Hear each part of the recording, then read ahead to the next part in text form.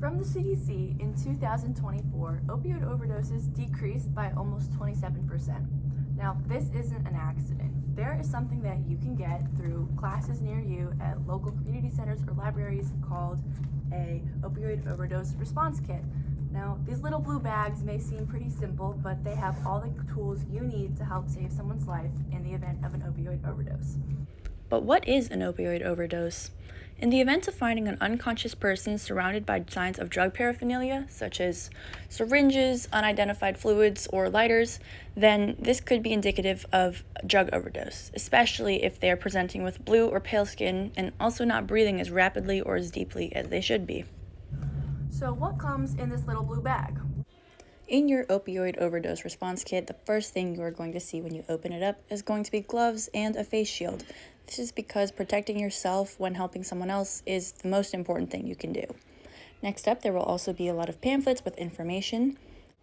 This little black and blue baggie called Terra is a drug deactivation kit, and it is a new addition in Narcan kits. So basically, you just put any drugs you're not using into a water solution with a Terra and it deactivates them. And last up, the star of the show, this is Narcan or naloxone.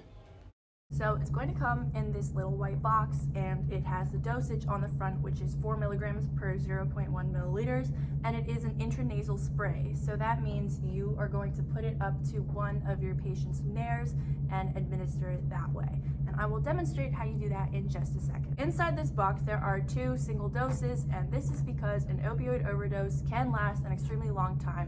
Most narcotics have a long active life.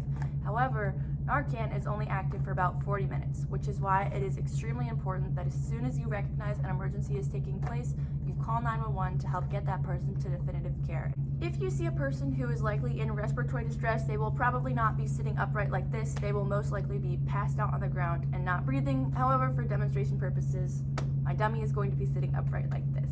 So this is a trainer. It does not have medication in it, but it looks very much the same as how the actual Narcan spray does. So you're going to line it up in one of your patient's nares, and with these pre-filled injectors, you're just going to do it all in one shot. So I'm just going to line it up, and then I'm going to push the plunger, and that's it. And here it is just one more time as a close-up. This is the dosing injector. Again, it's a trainer, but it'll come out in an atomized spray when you actually use it. Just line it up with one nair and push the plunger. Make sure you line it up firmly so all the medication gets in. Another important thing to note is that Narcan does expire. So make sure you're checking your kit's expiration date every couple months.